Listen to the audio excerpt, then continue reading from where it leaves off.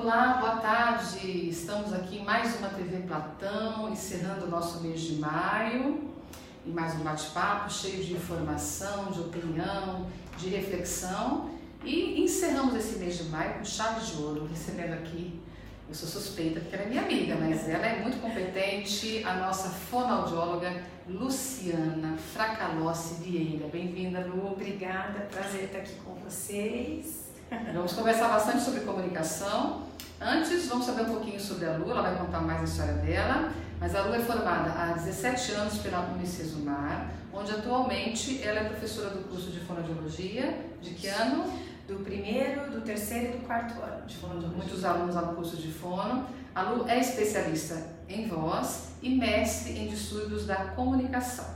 E a Luciana é minha parceira também no Instituto Voz. Nós trabalhamos com comunicação corporativa e é sobre isso que vamos falar hoje. Logicamente, pelo tempo que temos, né, Lu? Nós vamos fazer uma abordagem um pouco mais restrita e o tema da nossa conversa de hoje é justamente sobre os aspectos não verbais da comunicação, como aquilo que nós não falamos, porque a comunicação se dá por meio de palavras, faladas ou escritas, mas também há muito em nós que comunica sem que a gente abra a boca. E aí que mora o perigo. E são muitos aspectos, mas nós selecionamos 4, né, Lu? Antes disso, nós vamos aqui aproveitar o ensejo para nos conectar, não é? Se você estiver acompanhando ao vivo a nossa página no Platão, já vamos fazer nosso link, compartilhe, passe adiante a nossa informação. Muito bem. Lu, antes de nós falarmos de comunicação efetivamente, conta um pouquinho da sua história, conseguiu aí?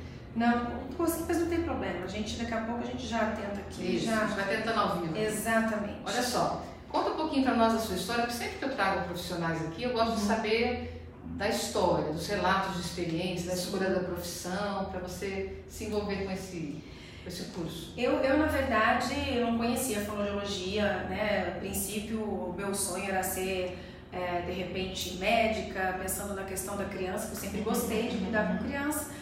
E aí veio a necessidade de eu fazer, né, a fonoaudiologia, por causa eu usava aparelho auditivo, aparelho ortodôntico.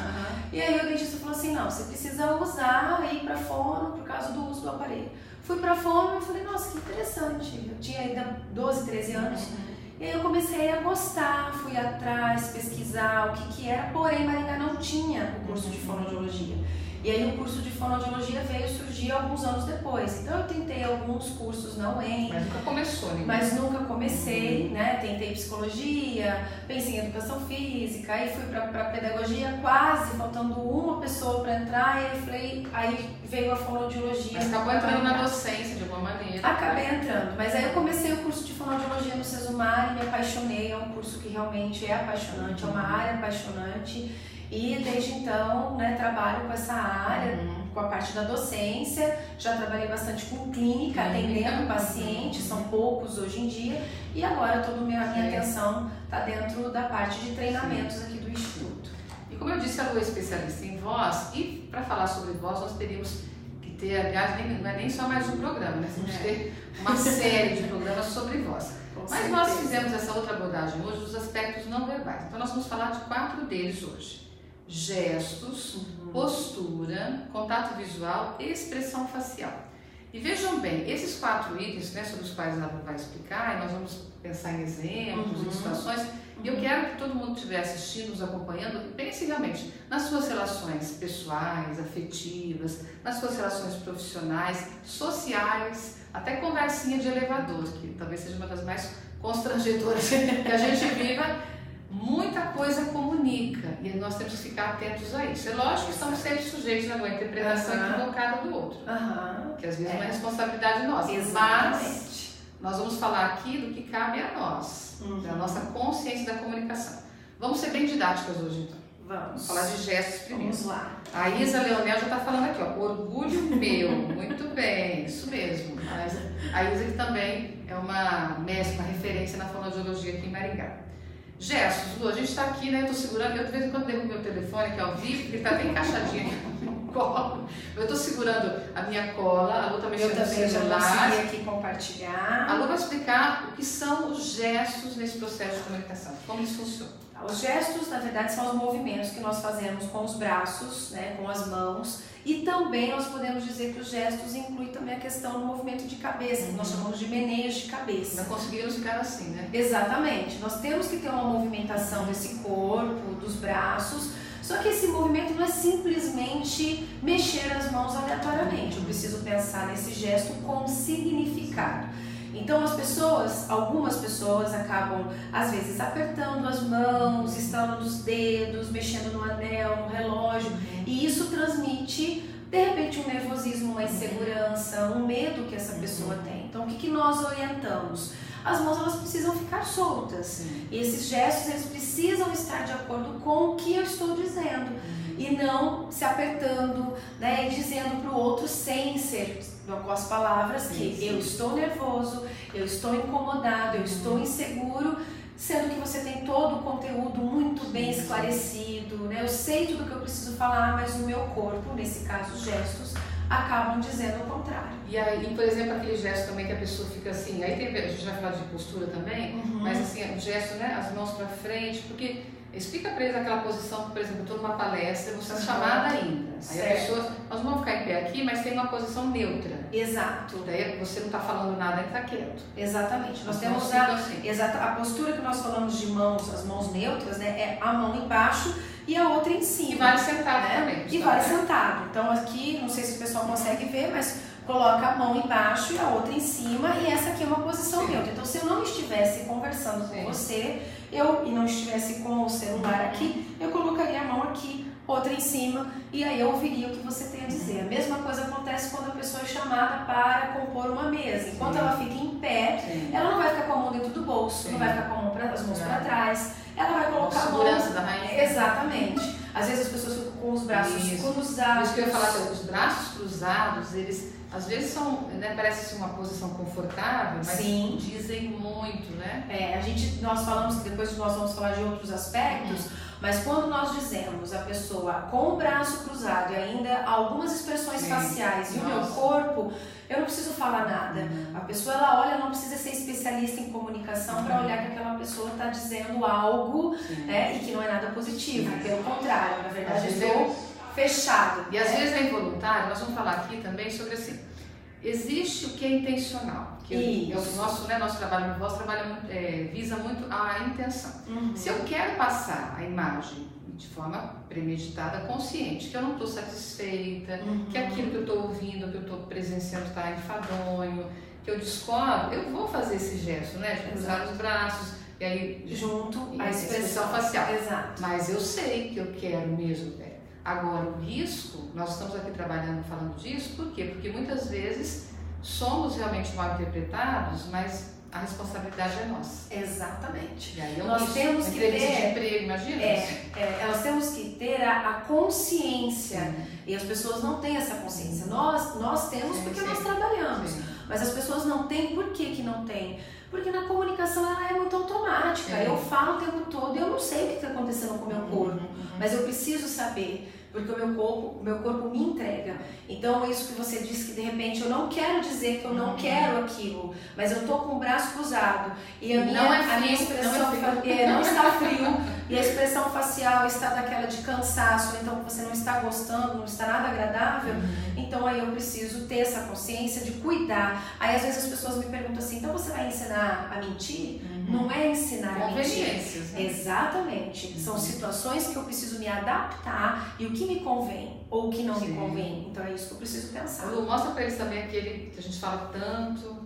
As mãos em triângulo. Que é um vício. As mãos em triângulo, quando a pessoa ela conversa, ela costuma fazer esse sinal de aproximação das duas mãos. Ou assim com os dedos, ou assim com as mãos. Esse tipo de gesto, ele é totalmente fora do contexto, eu não posso fazer. E se vocês observarem as pessoas que falam bastante em público, muitos têm essa mania de aproximação.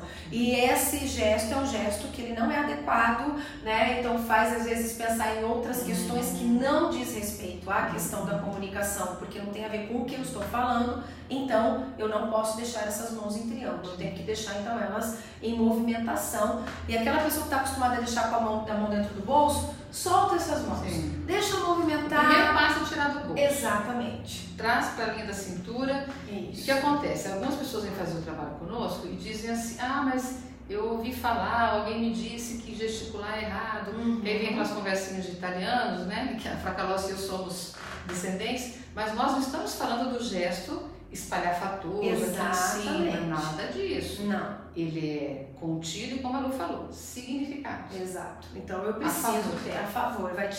Na verdade, ela vem acrescentar a minha comunicação, vem ajudar a minha comunicação e não atrapalhar. E vejam bem, há pessoas que comunicam por rádio, né? Sim. E não tem o apoio do gesto. E é uma boa comunicação. Mas a pergunta é a seguinte, se eu posso, né? Se nós estamos aqui nesse momento, por exemplo, podendo gesticular, por que nós ficaríamos? Totalmente. A pergunta não é só assim, porque eu Exato. preciso. Por que eu não falaria? Se eu tiver com o microfone, é diferente. Se eu estou com o microfone, aí sobra outra mão, né? Mas se eu tiver com ponteira, a ponteira continua normalmente. O microfone aqui, ponteira. Às vezes a pessoa pega a ponteira, ela fica segurando a ponteira dura, assim, parece que é um, né? Eu falo que por isso que é aquela história do pega um clips e fica ali mexendo, pega uma caneta, aquela que tá aqui em cima, isso te ajuda a ficar mais solto, mais... E ajuda a irritar a plateia. Ajuda a irritar, as pessoas vão ver que você tá com clips ali se desfazendo, é perigoso você até se machucar, então qualquer tipo de objeto, ele é dispensável. Antes de continuar, também registrar a participação da Viviane Gotardo, aqui do Platão, que diz profissional competente e querido, e a Clarice também aqui conosco, o Agnaldo Luiz Baldo, obrigada por vocês estarem, compartilhe o nosso vídeo, vou passar adiante. Lu, agora eu vou falar de postura, deixa eu até ajeitar a minha aqui, porque dependendo da cadeira não é tão simples, aqui, porque eu fico mais confortável, exato. Desse jeito. Mas a gente fica aqui, porque olha só, imagina a gente apresentar. Vou dar exemplo, gente.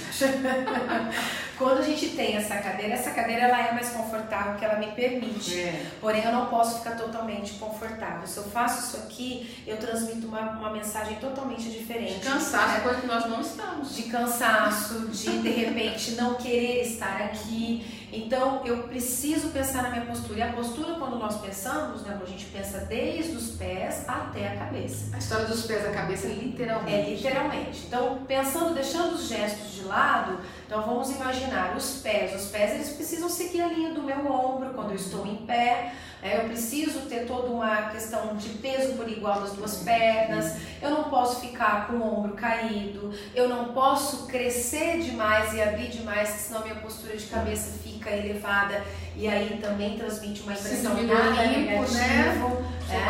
Exatamente. Então eu também não posso. Então a dica que nós damos relacionadas à postura é seguir a linha do ombro quando eu estiver em pé, abrindo levemente esse peito, deixando esse queixo paralelo ao chão, e quando eu estou sentado, eu também tenho que pensar que o meu quadril tem que estar encostado na cadeira, as minhas mãos precisam estar aqui à frente, como nós já dissemos, eu preciso deixar o meu tronco um pouco mais à frente, dependendo da cadeira, né, se o encosto não me permite, e as minhas pernas cruzadas, ou então levemente de lado, só com os pés cruzados, isso as mulheres. Isso. Os homens também com essa perna cruzada, que é o mais... Muita gente acha que isso é a postura feminina. Não, essa postura é uma postura extremamente elegante para o homem, ou então as pernas um do lado da outra, mas sem essas pernas abertas, como os homens às vezes costumam sentar, que é totalmente deselegante e nada profissional. E nós trabalhamos aqui junto com a postura também esse movimento de balanço. Nós não vamos falar da movimentação, que é um outro,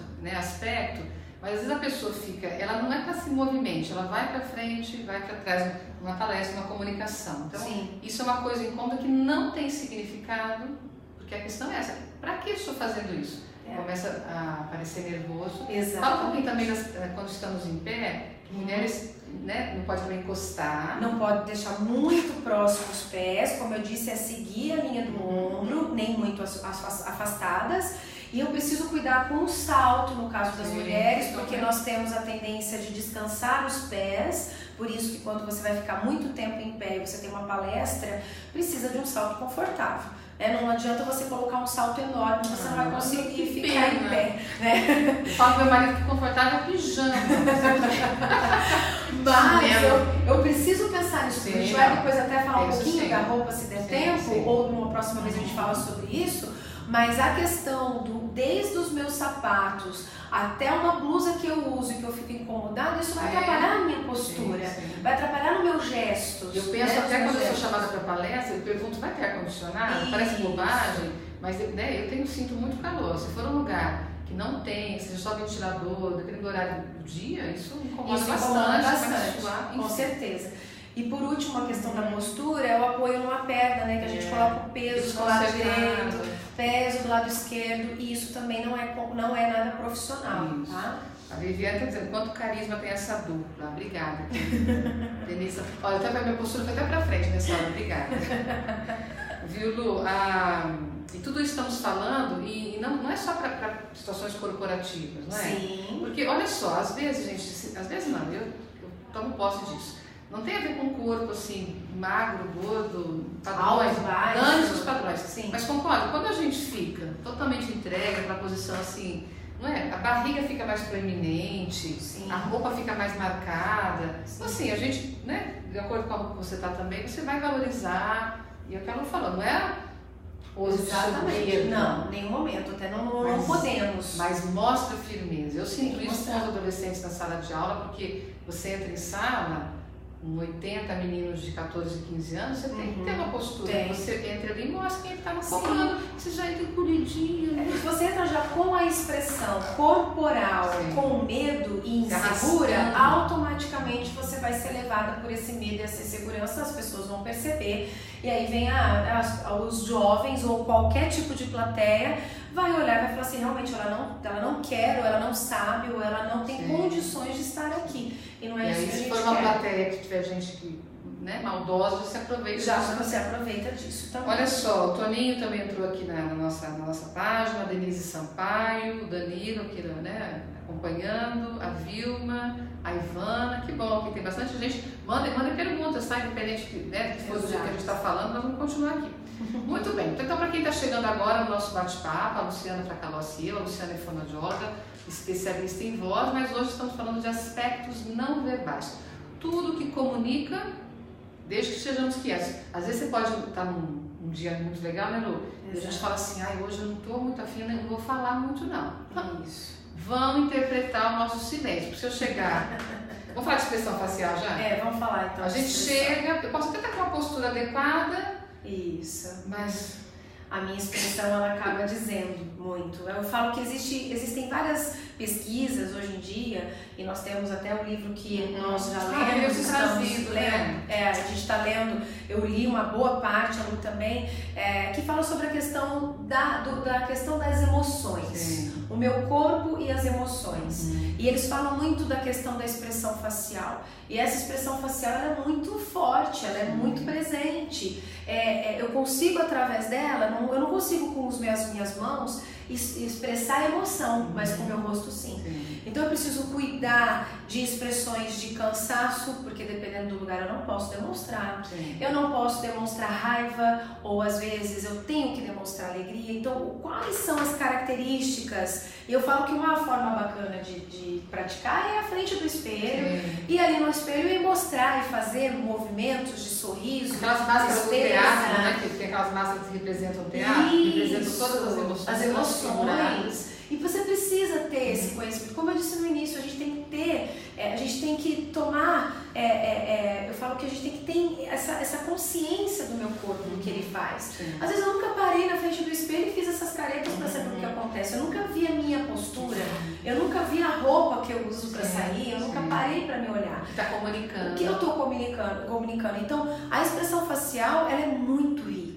E aí eu preciso também, ela também é mais um aspecto que vem somar em todo esse processo de comunicação também. E eu acho que, por exemplo, se no gesto eu consigo ficar neutra, na expressão facial, difícil imaginar, né? Assim, expressão que eu fico que não transmita alguma coisa. Eu falo às vezes em sala de aula, eu falo que é a tal da expressão poker face, o pessoal chama, né? Poker face, o que é? Aquela semblante do nada, porque no jogo de poker você não pode demonstrar se você tem carta, se você não tem carta, o que acontece? Então você tem aquele semblante neutro. Ao contrário do truco, fica fazendo um monte de bicagem, assim, né? A gente até apaixona de tanto piscar no truco, assim. Mas, exatamente. Aí precisa, né? Mas é um momento diferente que, lógico, é difícil eu não trazer. E algumas pessoas, no momento da comunicação, por estar muito nervosas, né? Às vezes incomodadas, a expressão nem aparece.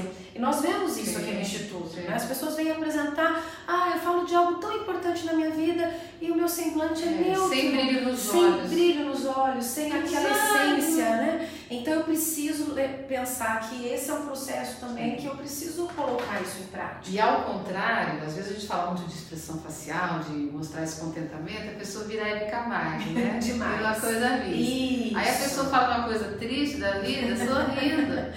Lógico, ninguém precisa se consternar e virar um trabalhador mexicano. Artista, atriz. Porque veja, não estou falando aqui de atitudes cênicas, né? Quem faz teatro, né? Nunca fiz, mas aí já é uma outra história. Mas, por exemplo, como a Lu falou, não é falsidade, né? Machado de Assis já falava das nossas máscaras, não tem a ver só com falsidade, tem a ver, aliás, no caso dele, tem a ver com conveniências, com situações.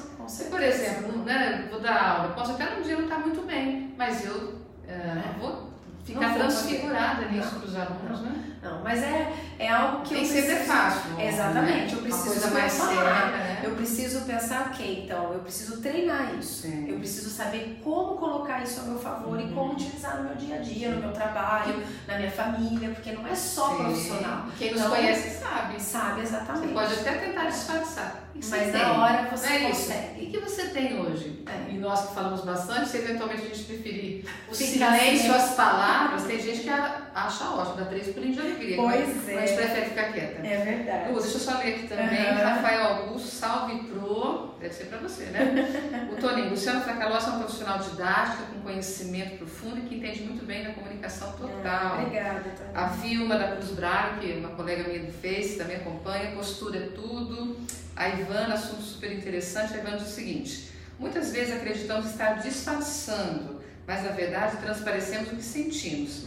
Dizem que eu não sei disfarçar, até dar risada aqui. Como controlar isso? É possível? E olha só, eu escrevi hoje no Face que sinceridade tem que ser sempre com afeto, né? Exatamente. Aí tá valendo, tá valendo, com certeza. Eu acho que você precisa colocar exatamente aquilo que você é. A tua essência é sua e você precisa. Porém, você precisa ter o tato, o jeito para que isso você consiga colocar no teu dia a dia. Duro que a gente ganha um presente, né?